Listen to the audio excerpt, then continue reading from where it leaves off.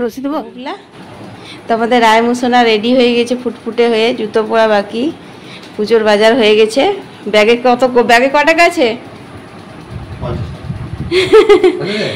লজ্জা করছে, 50 টাকা আছে।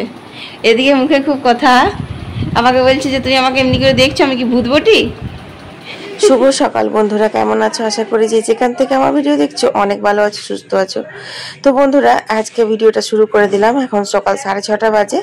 তো রাইমা রেডি হয়ে গেছে, ভাইও রেডি হয়ে গেছে, ওরা বেরিয়ে যাবে। আর বুবলাও স্কুলে বেরিয়ে যাবে, তাই আজকে চাউমিন করেছিলাম। তো বুবলাকে একটু রাখতে দিলাম, ও যাতে ওইখানে ট্রেনে অনেকক্ষণ থাকতে হবে, তখন যদি খিদে পায় তো খাবে বলে। তো দেখো এই যে এখন বেরিয়ে যাচ্ছে। বেচারির মনটা খুব খারাপ জানো, কারণ সব সময় বলছিল আমি পিপি আমি থাকবো, পিপি আমি থাকবো। কিন্তু ভাই তো সেই মানে কালকে এসছে আর আজকে সকালেই চলে গেল। কালকে তো তোমার 10টা-11টা নাগাদ এসেছে। তো মনটা খুব খারাপ। কালকে তো রাত্রে বেলায় সমানে ভাইয়ের সাথে ঝগড়া করছিল, আমি থাকবো তুই যা, এরকম বলছিল। ভাই বলছিল তাহলে তুই থাক, আমি চলে যাচ্ছি।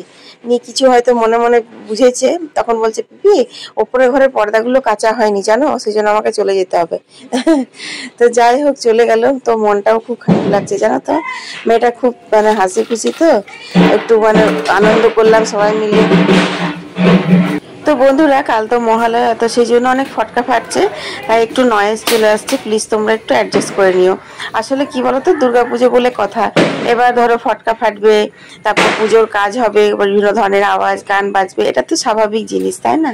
তো যাই হোক, এখন দেখো আমি উনুন ধরিয়ে নিয়েছি। তোমরা হয়তো উনুন ধরানো দেখে ভাবছো আজ আবার কি পুজো। আজ কোনো পুজো নেই, আসল কথা হচ্ছে আমরা যে মাছ মাংস করি সেই আঁশের গ্যাসটা আমাদের শেষ হয়ে গেছে। রশি দেবো। এই যে পরিষ্কার করছে, এইগুলো যতক্ষণ না পরিষ্কার হয় ততক্ষণ মনে হয় না আমাদের পুজোর কাজ হলো বা পুজো এসেছে। ঘাসে একদম পুরো ভর্তি হয়ে গেছিল, তোমরা তো অনেকদিন ধরে দেখছো।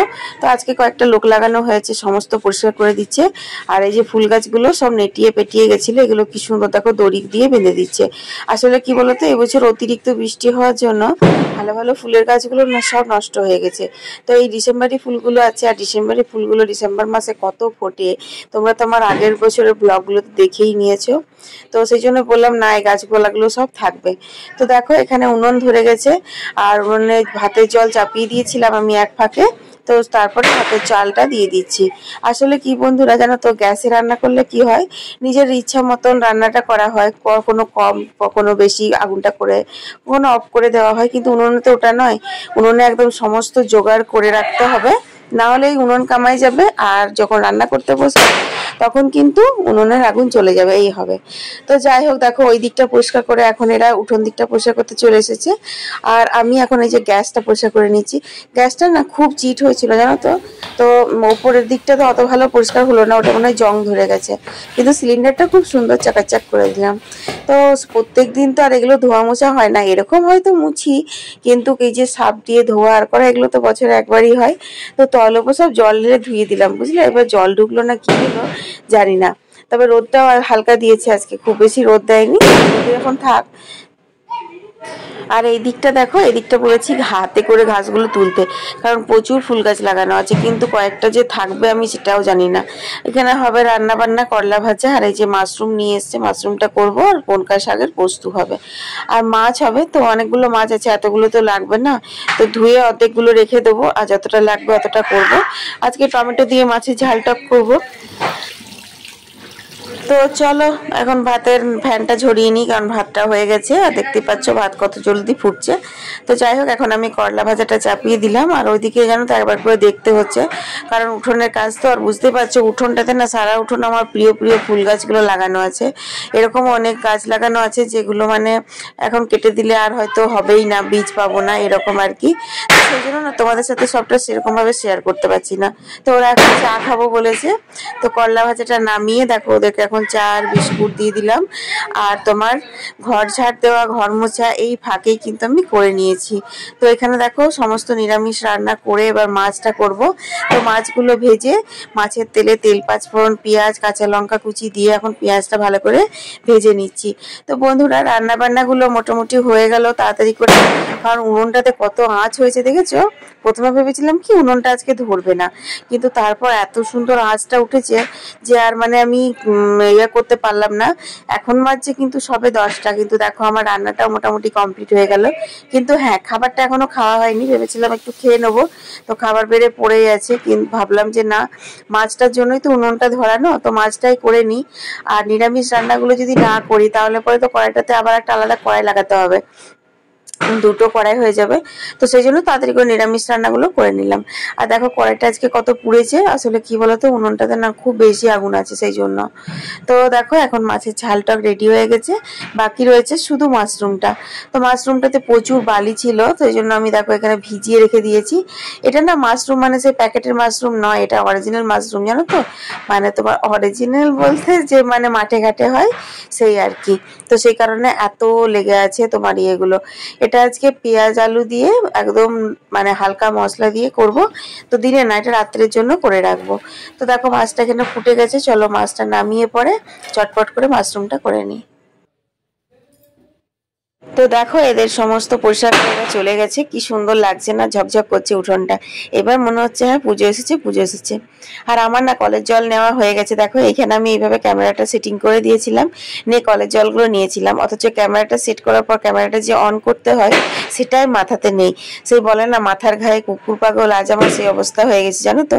ঘরে বাইরে এত তাড়াতাড়ি করে কাজগুলো করছি যে কি রেকর্ডিং করছি না করছি আমি সেটা বুঝতেই পারছি না।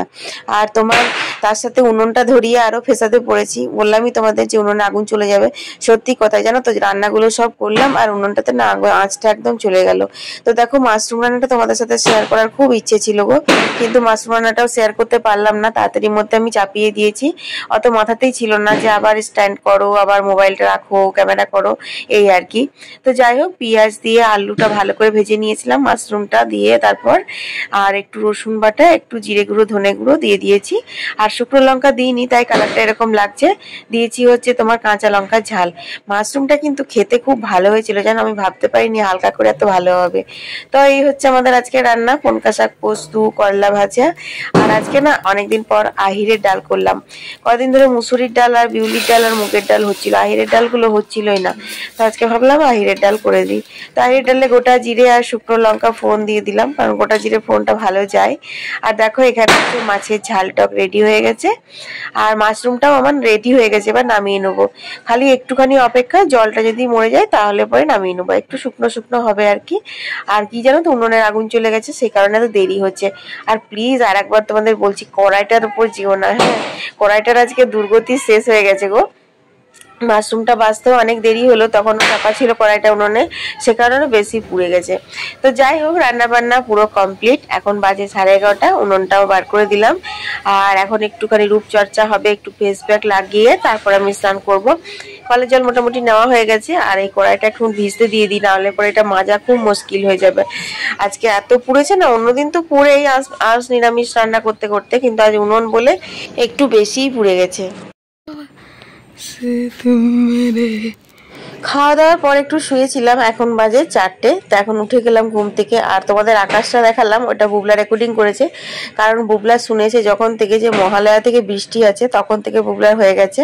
বুবলা যে কতবার আকাশ দেখছে দিনের মাথায় তার কোনো ঠিক নেই, এমনকি রাতের বেলাও দেখছে যে আকাশে তারা উঠেছে কিনা। তো সেই জন্য আমাকে ডাকছিল, বলছে মামি চলো চলো দেখবে নীল আকাশ বেরিয়েছে না মেঘ করেছে। আমি বললাম না, তখন বলছে তাহলে আমি রেকর্ডিং করে নিয়ে আসি, তুমি দেখে বলে দেবে তো কালকে বৃষ্টি হবে কিনা। মানে এত টেনশন আছে। আসলে কি বলতো, আমাদের এখানে না মহালয়ার ফটকা ফাটানোর ধুমটা খুব আছে।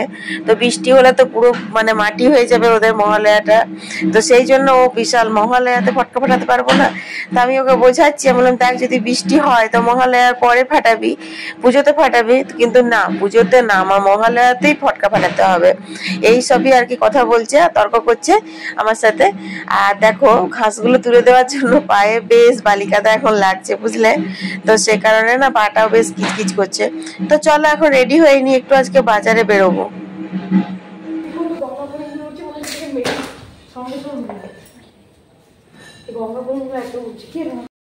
বন্ধুরা দেখো আবার রেডি হয়ে গেছি বুবলার আমি। তো চলো আজকে পুজোর বাজার, বুবলার বাবার সাথে যাচ্ছি। আমাদের অনেক পুজোর বাজার হয়ে গেছে, বললাম করবো না কিন্তু শুনছে না।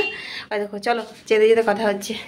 অনলাইন থেকে তারপর টুকটাক মার্কেট থেকে বাজার আমার হয়ে গেছিল। তোমাদের বলেছিলাম যে বুবলার বাবার কাছ থেকে এবছর কিছু নেব না, কিন্তু ও শুনছেই না, না নিতেই হবে, কিছু না কিছু নিতেই হবে। তাই আজকে জবরদস্তি আবার বাজারে এলাম। তো চলো দেখি কি নেব, মনটা খচখচ করছে, খুব বেশি কিছু নেব না। আর ভিড়টা বাবারে প্রচন্ড ভিড় রয়েছে।